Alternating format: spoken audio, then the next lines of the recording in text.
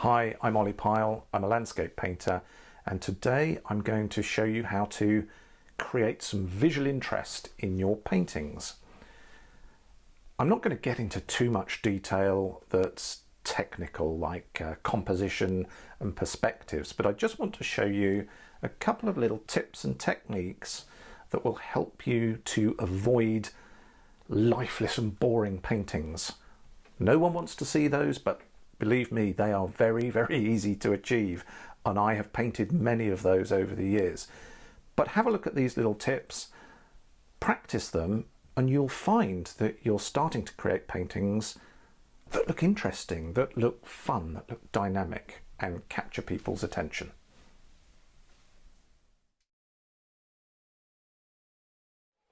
Now, we need to always make sure with watercolour that we avoid boring paintings, and one of the ways to do that is to make sure that your paintings have got visual interest in them.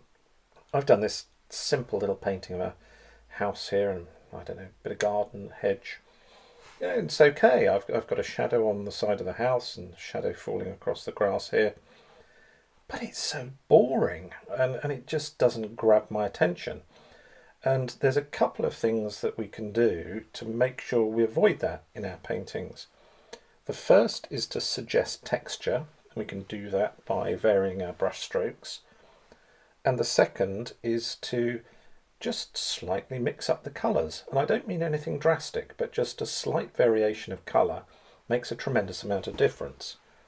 So I'm not going to paint this all over again, but I'm just going to show you what I mean. Let's imagine I'm painting the roof. So I've got a mix here of burnt sienna with a little bit of ultramarine, and that's going to be my base colour. But here it's flat. There's no interest in the roof at all. The way to paint it would be to do something like this. Let's start along the top and then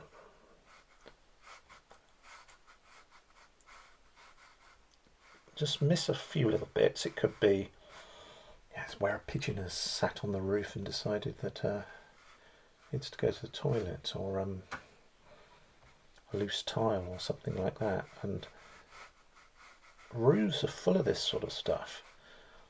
So just break it up a little bit. It just gives it more interest.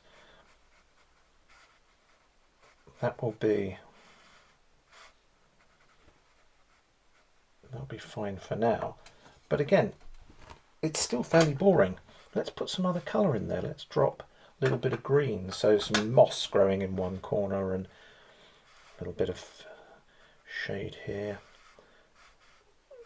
Run some down from the top, and all of a sudden it's just starting to take on an entirely different look. It's just looking more interesting. And then we're not finished here yet. As this starts to dry up, we can do more with this. I can get a very dark mix of burnt sienna and ultramarine here and just drop in some darker areas on the roof. That again suggests loose tiles or clumps of moss. I'm painting them generally down the roof, so I've got that feeling of things going downhill. All helps add to the illusion.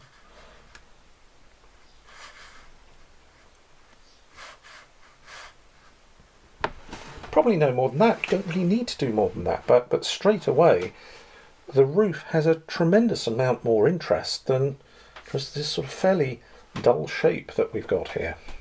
So what about the garden as well, for example? Again, it's just flat. I mean, it's not as if it's badly painted as such. It's just dull and boring.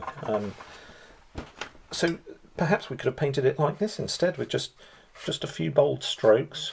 Leave some of those little white areas in there. It could be daisies, dandelions, anything like that.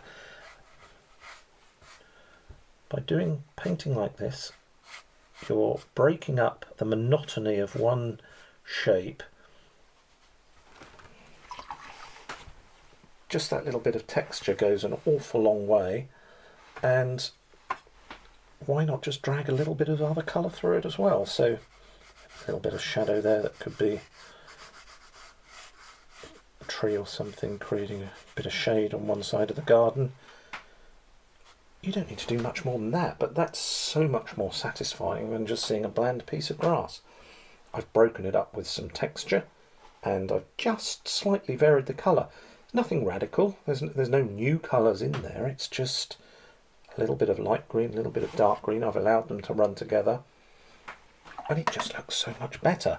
And again, as this starts to dry up, I can get some very dark mix of green, which I make from raw sienna and ultramarine.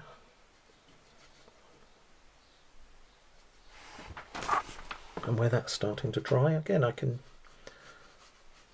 just make a couple of marks, and it shows that it's not flat. It's a garden.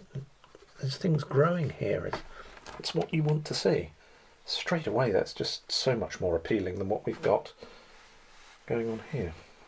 Finally, let's give the same treatment to this this area of trees, shrubs over on the left-hand side of the house. Again, let's break it up a little bit. Let's not have so much density there. And if we just allow the brush to make some nice shapes like that. I showed you in a previous video this idea of a broken brush stroke. And this just looks so much better. It's less organised, it might feel as a little bit out of control. Then drop in another colour for the shadow on the left hand side of these trees.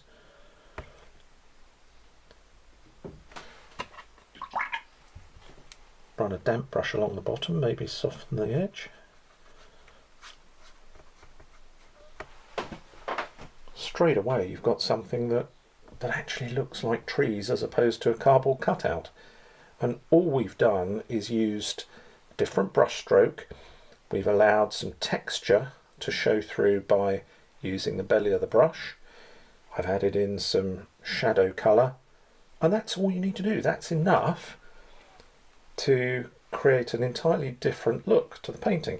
So the combination of that roof, those hedges, that garden, if I put these together, and we could do the same for the side of the house, just vary that up a little bit, put it all together, and it would just look so much better.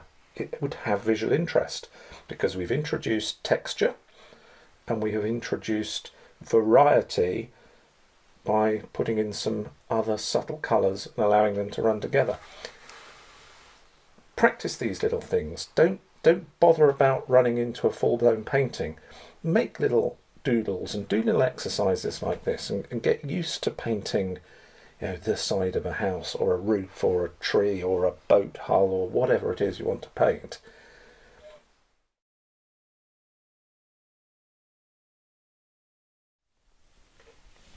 So why don't you try those techniques next time you make a painting?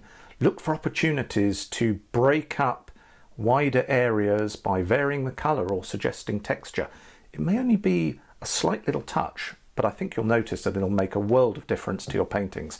Have a go with that and see how you get on.